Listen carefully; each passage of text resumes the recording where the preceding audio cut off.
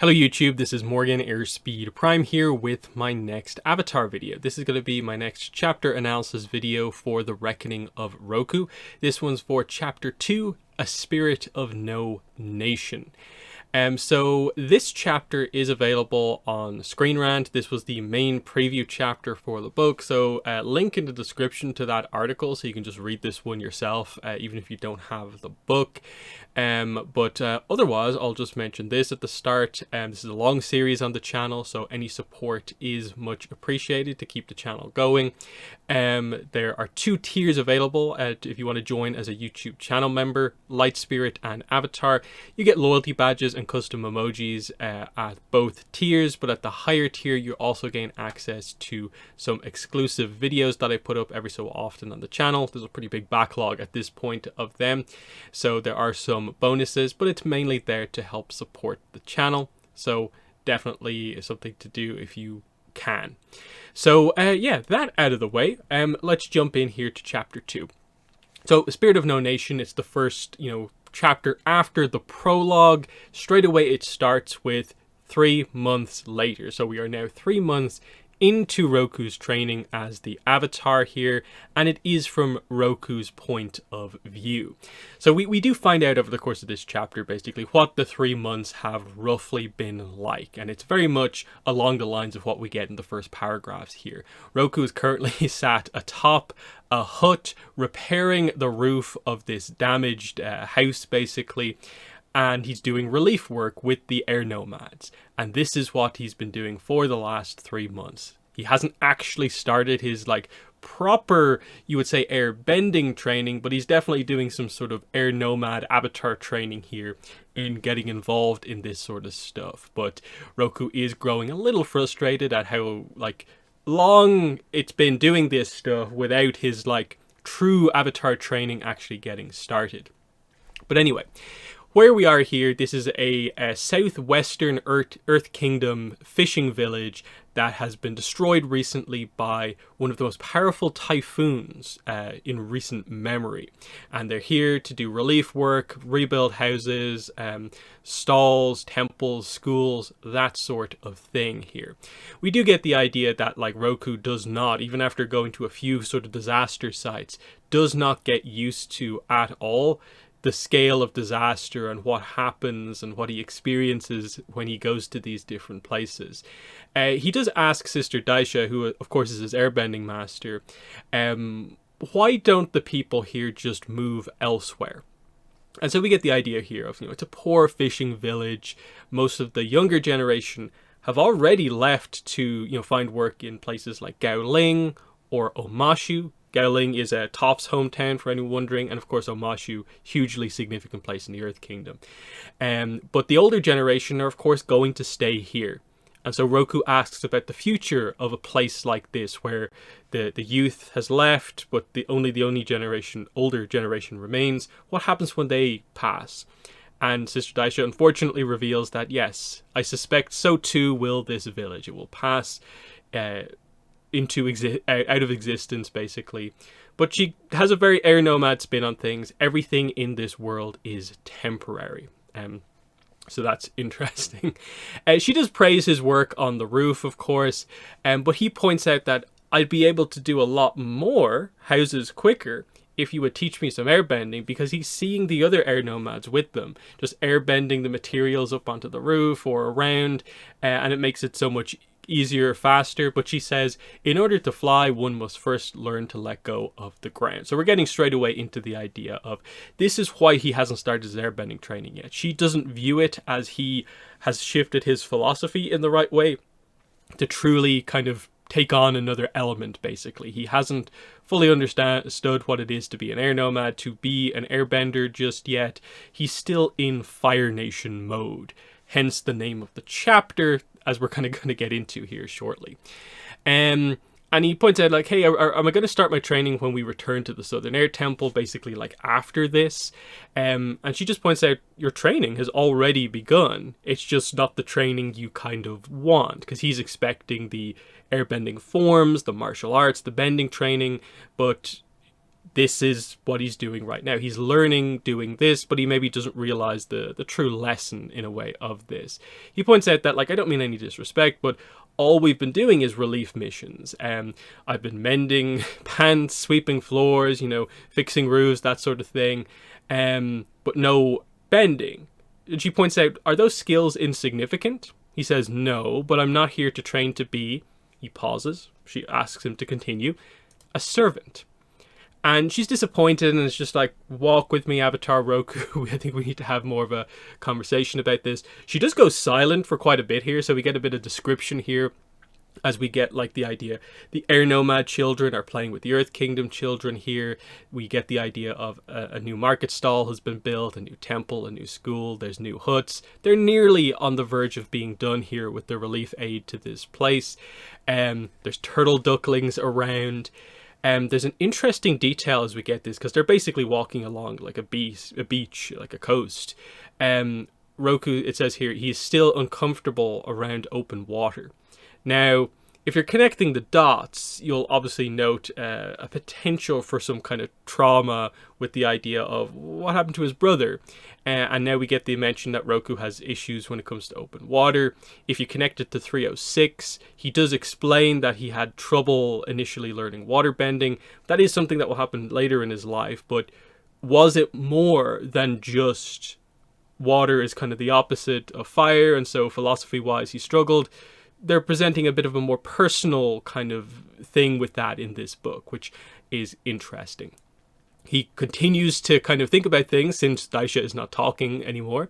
And he remembers how, what he'd do when he had time to himself in the Fire Nation. And that was like go to the royal spa with Sozin and, sip tea, eat, have their hair brushed, massaged, that sort of thing.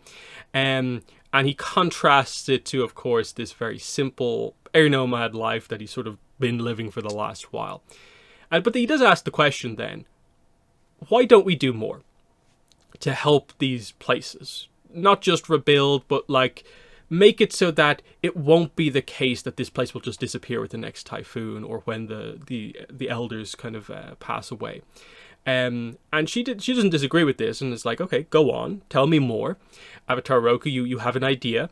And he says, we could establish a fund that each nation could contribute to, and then we could use that money to provide disaster relief and develop villages like this. And he kind of goes through, he has a bit of a plan here. It's described here that his father, Roku's father, is business obsessed. And so this is why he has this sort of a mind, I guess, because he's been thought like this to a certain degree.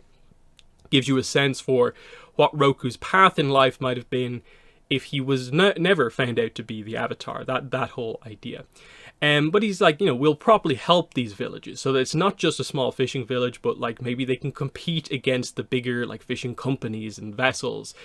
We can provide loans to help people start businesses, that sort of thing. And that's just like, it's a good idea, but how would the world leaders think about their resources being used basically for the benefit of other nations?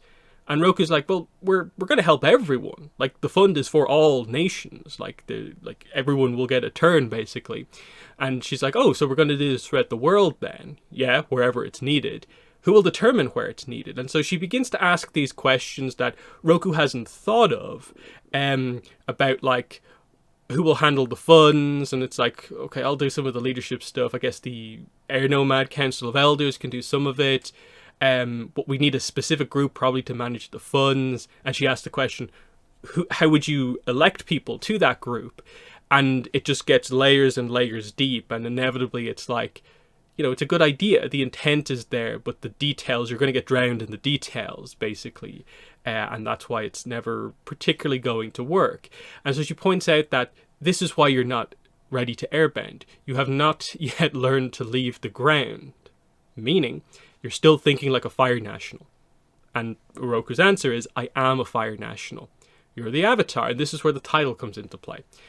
If you are to be a good Avatar, you must understand that you are a spirit of no nation, a spirit whose sole purpose is to maintain balance within and across the worlds.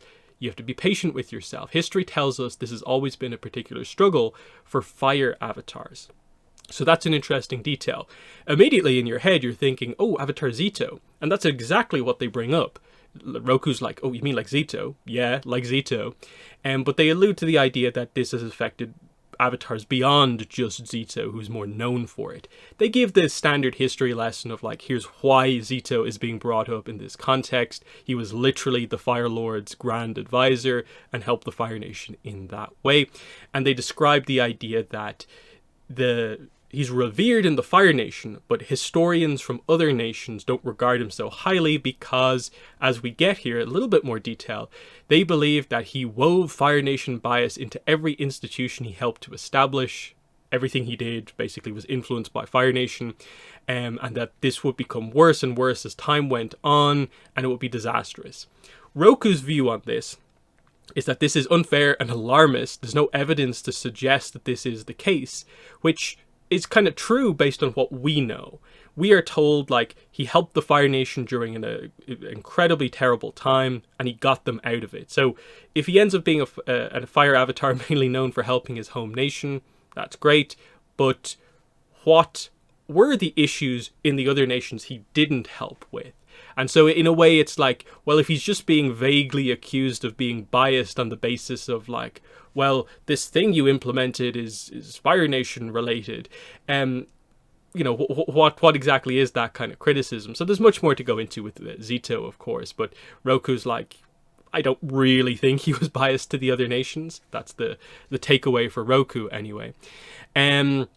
So Roku then asked the obvious question coming out of this of like, how do I learn to let go of my attachment to my nation? Genuine question, like in the sense of, what about my idea was so Fire Nation focused for you, Sister Daisha? He's effectively asking you that question. Why was your response to me saying that this is why you're still thinking like a Fire National? That's the idea. Because it's not a bad idea. Roku has not just put out some very vague idea. There were some nice details. He has considered some angles, but maybe not every angle. As in, like, some avatars, like maybe a young Kyoshi, you can't imagine maybe coming up with an idea with that level of detail. But obviously, there's still some room to go for and grow for Roku. So, some hope for him, the avatar who doesn't think he can do it. Actually, some potential, obviously. And so, the answer to the question here from Daisha is like, okay, how do I let go of an attachment to my nation? And she says, go for a swim. And he's like, you can't be serious. She goes off swimming, but Roku doesn't follow. He remains on the shore, and he just envies the way that everyone in the ocean just swims around. It's like they don't have a care in the world, as if they're free. So again, you'll note the idea, he doesn't follow them to go swimming. Fear of open water. Uncomfortable around open water, not willing to go swimming. Something's going on there for sure. But that is basically where the chapter ends, effectively. So he's still thinking a little bit too much like a Fire National and not really like an Avatar.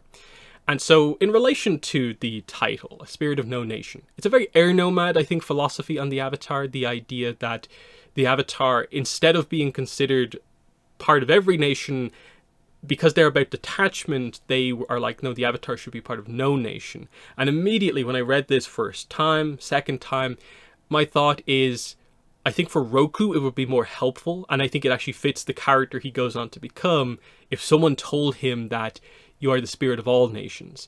And interestingly, that is something that's going to happen. So I'm excited to get to that chapter in terms of who tells him that. But for now, there's the idea of, you should be a spirit of no nation, and that's what he's being told. That, it's an understandable thing. Fire avatars have dealt with this in the past, and it's something that he has to deal with himself. You would say so far, there's not a massive sense of like, Roku coming from a Fire Nation noble background is lost in that style of thing. He's doing the relief work, and it seems like he's doing it well, but he's asking a question of like, after 3 months of doing this, why have I not learned a single airbending move? I think that's a reasonable enough question. It's just, he needs to make a big first breakthrough effectively as the Avatar. That's what he needs. So I think I would say, like, overall, like, this is a solid chapter. I do feel for the main preview chapter, I probably would have chosen something different just to present an overall broadly more interesting look at the book, rather than just like inexperienced early Roku. This is the very much the expected stuff. I think you needed to preview a little bit of the stuff that isn't quite presented in the other stuff overall. But you know, you get some nice stuff with Roku. Sister Daisha seems an interesting character who is being harsh on Roku in some ways, but also she seems overall pretty fair, listening to him, but also trying to guide him to be better overall. So I think a pretty good initial start with some little teasers that they're going to add on to, such as like the fear of open water, and that connects a little bit to what we learned in the opening chapter, but we'll pretty quickly get up to speed with where we're going from here. So yeah, gonna wrap the video up here. In the comments, let me know what your thoughts were on chapter 2, but that has been the video. Thanks for watching, and bye.